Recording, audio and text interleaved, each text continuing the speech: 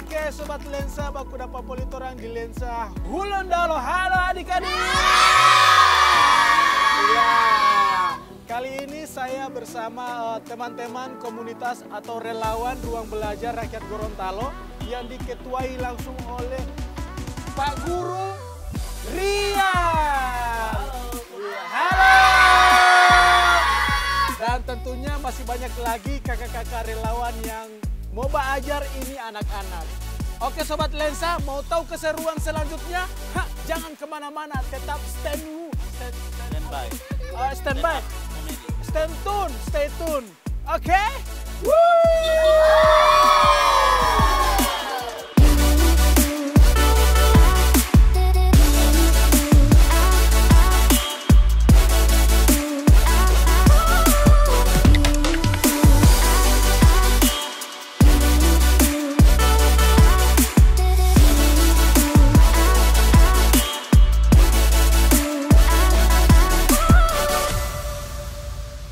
Nah Sobat Lensa, sekarang teman-teman dari relawan Ruang Belajar Rakyat Gorontalo sedang mempersiapkan dorang pe buku-buku, dorang pe bahan tempur di rak-rak lo buku Otobox. Iya, jadi sebentar lagi orang akan melaksanakan pembelajaran terhadap anak-anak.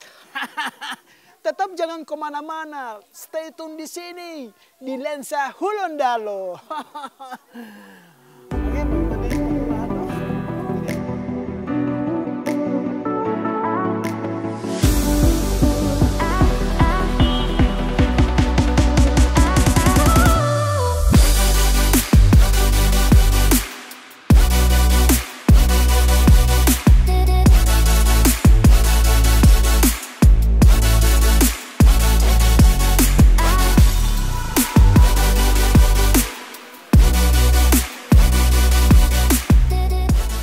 Iya, Sobat Lensa, teman-teman dari relawan Ruang Belajar Rakyat Gorontalo tidak hanya membawa buku, akan tetapi membawa pengetahuan dan harapan.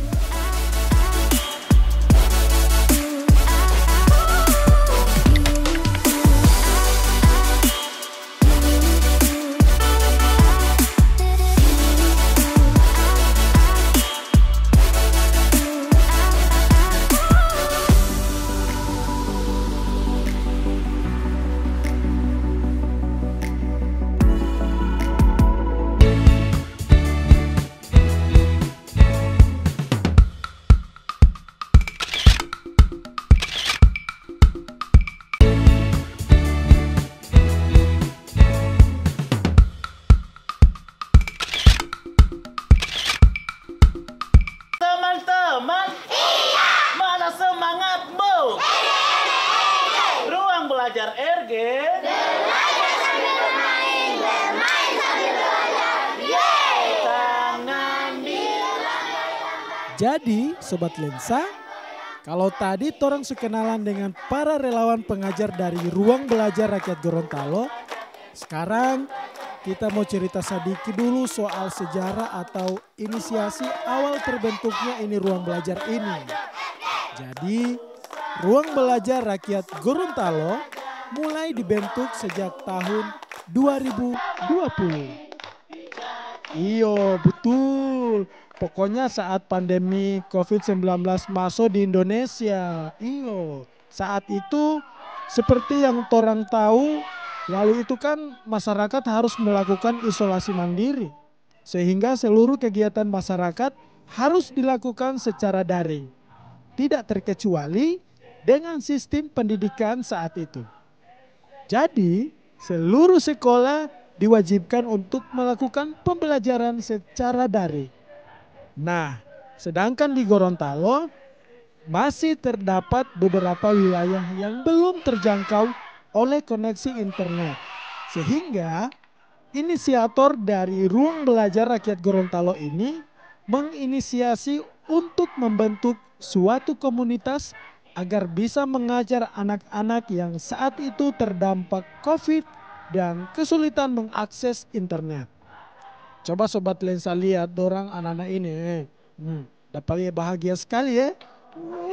Nanawa.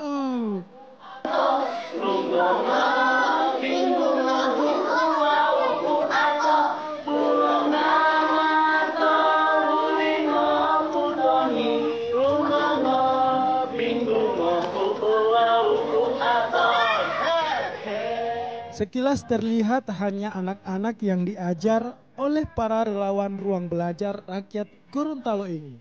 Namun, tanpa disadari, para orang tua yang juga ikut menyaksikan mengerti bahwa belajar bisa begitu sangat menyenangkan. Sehingga ketika berada di rumah, para orang tua bisa mengajar anak mereka dengan mengikuti metode yang digunakan oleh para relawan mengajar.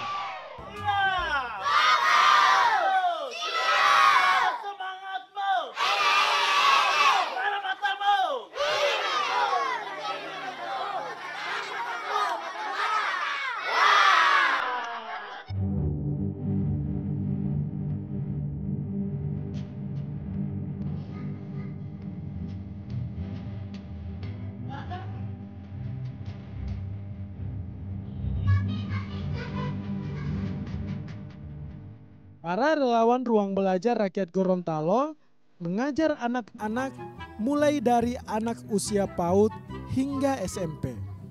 Para relawan mengajar pun dibagi berdasarkan klasifikasi usia tersebut, sehingga materi dan metode mengajar yang digunakan berbeda-beda bergantung usia anak yang diajarnya. Misalnya, anak usia PAUD hanya diajak bermain menyusun balok. Hal tersebut untuk melatih motorik dan fokus mereka. Selanjutnya, untuk anak usia wajib sekolah sudah diajarkan berhitung cepat dengan menggunakan trik-trik matematika. Seru sekali Sobat Lensa ya?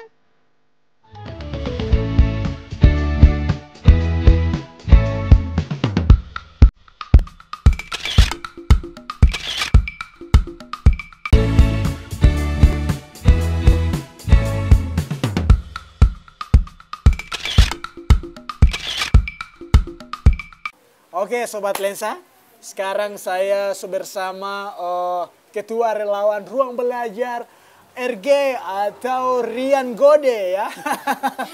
Rakyat Gorontalo. Oh Rakyat Gorontalo, sesuai nama juga. Iya kalau Rian Gode itu memang nama ini ya, nama samaran. Oh nama samaran, iya. Jadi saya mau bertanya-tanya sedikit dulu terkait ruang belajar ini, boleh kan? Boleh, yang penting DP soal jangan sama dengan ujian nasional. Oh tidak. Setengah mati mau jawab ini. Tidak, ini cuman paling genceng. Oh genceng. Kalau anak-anak bilang genceng banget. Oke. Nah kalau untuk di ruang belajar ini kan bukan cuma Tikarian. Iya. Tentu ada teman-teman kayak anggota dari relawan. Betul, tadi kan terlihat ada iya. beberapa ya. Kira-kira cara apa DP tanggulan ini? Perekrutan. Perekrutan anggota. Cara memanggil ya. Cara memanggil relawan untuk turun langsung kepada anak-anak itu bagaimana? Sebenarnya kalau kami di awal-awal, saya pribadi ikut seleksi secara nasional. Oh. Ini diinisiasi oleh AMI, Ayo Mengajar Indonesia, dan AMI itu menyeleksi kami yang sejumlah 9 orang saat itu. Tapi karena memang ada yang beberapa sudah pindah ke tempat kerja baru, jadi sudah tidak dengan kami lagi. Kami diseleksi secara secara profesional, dilatih oleh pakar-pakar itu yang memang sudah terbiasa dengan pembelajaran yang konsepnya outdoor seperti ini. Nah, seiring berjalannya waktu, karena pandemi ini kan akhirnya menghantam semua orang, yaitu para seniman-seniman, para pelawak-pelawak. Di Gorontalo ini kan banyak pelawak juga. Jadi kami bicara sama beliau dan akhirnya beliau suruh ajak ini teman-teman Persatuan Seniman Komedi untuk gabung dengan ini. Karena laporan saya saat itu ketika belajar bukan hanya anak-anak saja, tapi juga ada orang-orang tua yang ikut menyaksikan. Selain ada pengajar profesional, juga ada para pelawak yang datang menghibur masyarakat. Karena kan kita tahu sendiri bahwa Gorontalo memang masih sangat sangat kehausan akan kesenian masyarakatnya. Jadi memang seniman-seniman ini akhirnya masuk ke pelosok, masuk ganggang, masuk kampung-kampung sama seperti kami sekarang ini. Berarti di tiap lokasi yang dikunjungi oleh Rubel itu bukan hanya menemukan anak-anak yang suka mau belajar, tapi orang tua juga yang turun langsung di lokasi itu. Ada orang tua yang juga menyaksikan, oh ternyata ada pembelajaran model seperti ini, pembelajaran yang menyenangkan, pembelajaran yang santai dan semuanya bisa dilakukan dengan baik begitu. Nah, kalian tadi kan tadi orang ada ice breaking. Ice breaking. Ice breaking itu nama itu ya. Ice breaking. Baru kebetulan banyak sekali ini anak-anak. Betul. Nah, kira-kira dorang datang kamar ini secara gratis atau dipungut biaya atau bagaimana? Bisa kalian jelaskan? Memang kalau biaya kami sendiri tidak punya untuk merekrut anak-anak sebanyak itu ya. Dan anak-anak ini sebenarnya mereka datang secara sukarela. Oh, sukarela. Jadi tidak ada yang dipaksakan. Makanya tadi saya tanya di awal, apakah ada yang apakah semuanya dalam keadaan senang, semua dalam keadaan bahagia? Karena kita harus memastikan bahwa ketika anak-anak itu mau belajar, mereka bahagia dulu. Nah, karena mereka tahu di ruang belajar RG itu punya sesuatu yang berbeda setiap pertemuannya, mereka akan selalu datang karena menurut anak-anak metode belajar seperti ini adalah metode yang mungkin tidak mereka dapatkan di dalam kelas, di pembelajaran formal pada umumnya. Tapi kami di sini mendesain sesuatu yang baru yang kami combine antara belajar dan juga bermain tadi. Dan termasuk salah satu tadi di circle time itu untuk melatih fokus dulu, untuk mengambil fokus anak-anak dulu supaya ketika kami mengajar seperti ini mereka sudah fokus, mereka sudah dalam keadaan on istilahnya. Karena sepengetahuan saya kalian mengajar anak-anak itu tidak segampang mengajar orang dewasa. Betul. Karena dunia anak itu dunia bermain. Yes. Jadi kita kasih edukasi melalui permainan-permainan atau apa macam tadi itu. Betul. Makanya sampai mengajar tadi pun kan kita tidak langsung suruh menghafal. Ayo coba kamu hafalkan ini. Karena kalau dulu saya untuk perkalian sendiri saya menghafal dari 1 sampai 10 saya menghafal. Sekarang kan karena mungkin juga ilmu ini dinamis, berkembang. Jadi saya langsung ke trik-triknya aja biar mungkin karena masa yang sekarang dengan yang lalu kan juga berbeda. Jadi mereka lebih suka yang instan kalau saya perhatikan anak-anak sekarang. Jadi ada trik-trik yang saya dapatkan dari apa insight-insight di Instagram mungkin, di TikTok atau di tempat-tempat sosmed lainnya. Itu yang saya gunakan untuk mengajar karena menyesuaikan dengan waktunya mereka belajar saat ini. Apalagi kita sekarang belajar di tengah-tengah serbuan gadget dan tahu sendiri ketika gadget itu bisa lebih nikmat daripada belajar. Dan itu adalah tantangan kami sebenarnya di ruang belajar RG. Nah, kalian di sini desa apa kalau boleh tahu? Di sini desa apa ya? Tadi di Ice Breaking. Di Ice Breaking ada di desa Poowo. Iya, ini salah satu desa yang ada di Kecamatan Tilongkabila, Kabupaten Bone Bolango, Provinsi Gorontalo. Seberapa titik kalian? Sejauh ini dari 2020 kami kurang lebih ada sekitar 150-an titik. Iya, karena memang paling lama kami dalam satu titik itu 3 bulan. 3 bulan itu kami datang 1 minggu 1 kali. Jadi memang setiap harinya kami pindah-pindah lokasi sebenarnya. Boleh kalian sebutkan lokasi yang kalian ingat sampai saat ini? Lokasi yang kalian ingat sampai saat ini adalah Desa Poowo. Poowo. Yang sekarang? Ya sekarang memang lah. Baru ada lagi desa ada di Jalan Tengah di Kota Gorontalo. Kemudian ada di Biau. Ada di Oluhuta. Ada di mana ya? Di Telaga. Ada di tempat banjir kemarin ini di desa Hutadaa. Iya, ada banyak sekali Pak Kurca. Ada 150-an itu yang kalian lihat di banyak sekali ya. Betul. Sampai saking banyaknya kalian sudah tidak hafal lagi. Kalau makanan masih hafal. Memang kalian kalau soal makanan Kancang ya? Bukan bola itu. Bukan. Lokasi yang paling jauh kira-kira di mana kalian? Kalau lokasi paling jauh kami pernah ada di Kabupaten Pohuwato, itu di ujung Gorontalo. Jauh sekali. Dari Kota Marissa dia kurang lebih 70 km.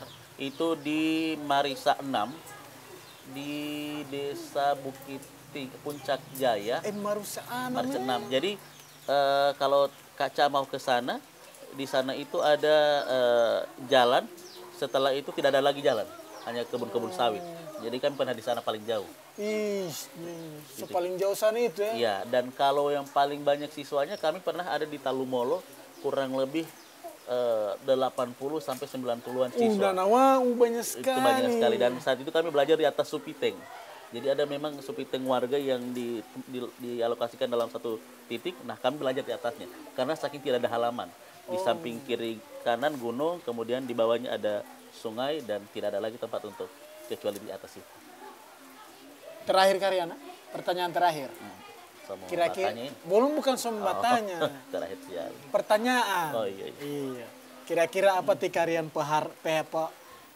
tikarian punya harapan terhadap anak-anak, terhadap ruang belajar yang tikarian bawa untuk anak-anak ke depannya bagaimana harapannya? Kalau harapan sendiri saya berharap untuk semua teman-teman yang saat ini berjuang di dunia pendidikan, hal-hal seperti ini harus kita tetap budayakan karena mengingat memang pendidikannya adalah salah satu jalan yang berkah dan pendidikan itu sendiri bisa memberikan kebermanfaatan untuk banyak orang dan apalagi saya sendiri bisa bekerja, bisa punya tempat kerja yang misalnya di bawah yang tidak panas, misalnya tidak harus kepanasan kerja-kerja kasar itu karena juga pendidikan. Bahkan pendidikan yang seperti ini adalah pendidikan yang sebenarnya juga ditentukan oleh anak-anak karena mereka saat ini selain minat baca di Gorontalo juga yang sangat rendah, saat ini ancaman yang juga menghantui kita adalah gadget, di mana mungkin kalau sekarang kaca jalan-jalan lihat mungkin akan lebih populer lagu-lagu di TikTok daripada lagu-lagu nasional dan itu terjadi. Makanya saya berharap lewat hal-hal seperti ini, hal-hal kecil seperti ini bisa menjadi sebuah motivasi untuk bagaimana terus mengembangkan literasi di Gorontalo dan terus memberikan pelayanan terbaik untuk sumber daya manusia di Gorontalo biar bisa lebih meningkat. Tetap semangat kalian. Semangat sekali. Dalam mencerdaskan kehidupan bangsa. Siap. Oke, Lensa Hulondalo. Jangan kemana-mana, tetap stay tune di Lensa Hulondalo.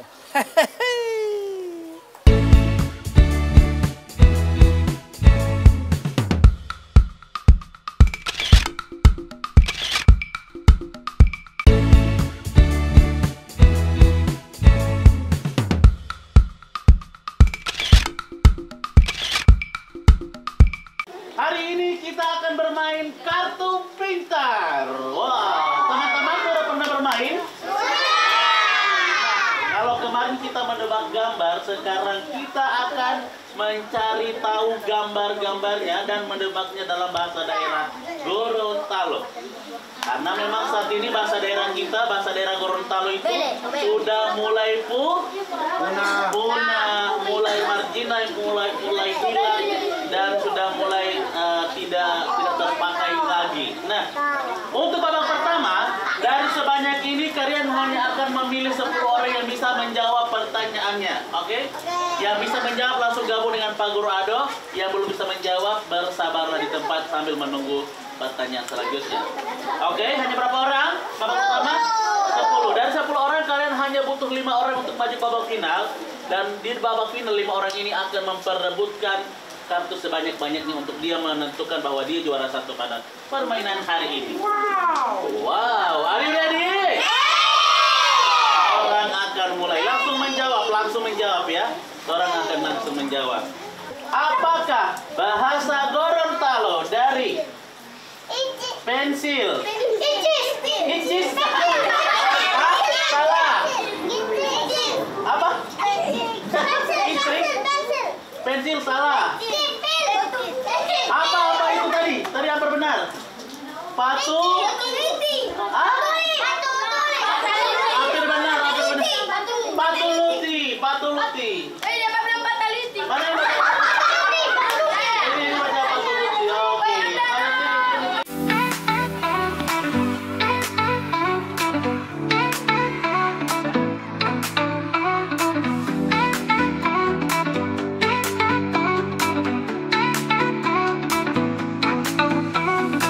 Kebetulan anak saya juga ikut di ruang belajar ini.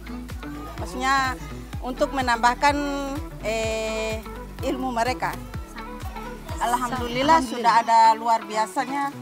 Kalau anak saya itu bernama Nur itu kadang kan cuma main HP. Tapi dia kalau sudah belajar di sini, maksudnya ada konsultasi dengan saya juga. Katanya bagus belajar di sini. Iya, anak saya Eka juga begitu, senang dapat belajar di sini. Kalau di sini kan sudah Ibu yang kasih tunjuk kalau perkalian itu ada yang berhitungan begitu. Sambil bermain. Iya, sambil bermain. Saya senang sekali. Tadi sebelum belajar kami masih bermain. dan bisa membaca buku yang ada di mobil. Di Oto tadi ada permainan seperti permainan bongkar pasang, permainan hewan-hewan, dan macam-macam permainan. Saya senang sekali belajar di sini.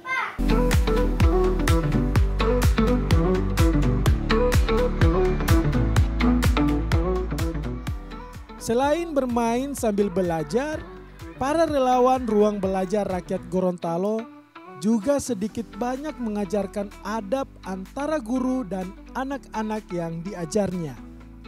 Karena menurut mereka, ilmu tanpa adab tidak akan mengantarkan bangsa ini pada kemajuan. Karena sejatinya, di senyum anak-anak inilah para tetua saat ini menaruh harapan banyak untuk kemajuan bangsa. Selain itu juga, relawan Ruang Belajar Rakyat Gorontalo juga menitipkan kelangsungan bahasa Gorontalo kepada para penerus bangsa ini agar terus dilestarikan. Dadah! Dadah terus, dadah!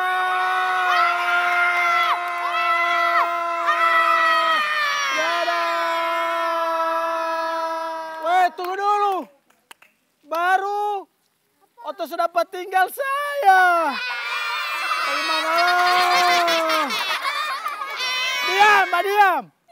Sobat Lensa, itu terempe keseruan di ruang belajar Rakyat Gorontalo dengan kakak-kakak relawan dan teman-teman. Terima kasih. Pokoknya tetap semangat belajar terus karena itu adalah kunci dari keberhasilan atau malah sebaliknya. Tunggu. Sampai bertemu di lensa selanjutnya.